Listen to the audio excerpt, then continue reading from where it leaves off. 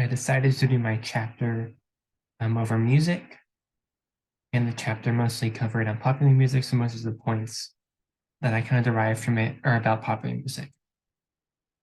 So kind of in the first section, it was where I got, I guess, most of the ideas of what popular music is. And from there, one of the first points is that popular music is only really possible. There's just like a way to cheaply and easily disseminate it, because obviously, if people haven't heard of it, it can't spread and become popular. The second one was that it usually conforms to current trends and taste of its intended audience, and also serves kind of as a vehicle for the audience's self-expression instead of the artists themselves being kind of unique and independent in that way. And also, it has been influenced by technological innovation since the inception of popular music. Just, if like phonographs, radio, CDs, the internet, how it's spread, and other technologies that have influenced it have always been there during the onset. And also that popular music kind of derives its inspiration from multiple sources, and that it also changes as it spreads to new regions and new people experience it. And the main part about how, I guess, in the second section, looks like how culture and music kind of affect each other was basically just that it's reciprocal, that culture affects music, and then music affects culture. And one of the examples that they showed was that after World War II, I guess the influence of youth, like teenagers, started to influence popular music more because they had like more economic power and freedom.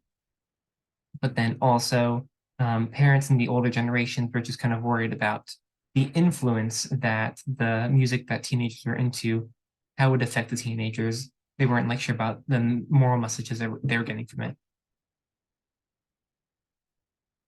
And since it's also focused, I guess, on American popular music, during the like 1950s and 60s, racial integration also led to a growing popularity of Black artists and styles.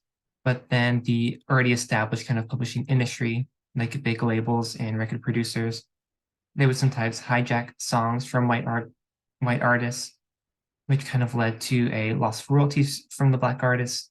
But then they might have been exposed to a wider audience. And it's kind of showing how the changing culture of racial acceptance and tolerance led to Black style being more popular, but then the prevailing music industry also kind of prevented them from, um, I guess, being paid for their success. And then also, kind of, I guess, popular music is a balance between artistic freedom and then financial viability. Because obviously, if it's exactly the same as before, it wouldn't be successful. But if it's too eclectic, then it wouldn't be able to spread to other people, and it wouldn't be popular in that sense either. And I guess kind of 50 years from now, what I think might change if someone were to write a chapter on popular music in the future. So while I did talk a little bit about how the internet affected the music industry with digital downloads and illegal downloads, and also how digital music marketplaces affected royalties, didn't really go over the effect that like Spotify or different kind of music streaming services had on it. And I guess the difference between owning a piece of music versus simply listening to it, and the effect that like,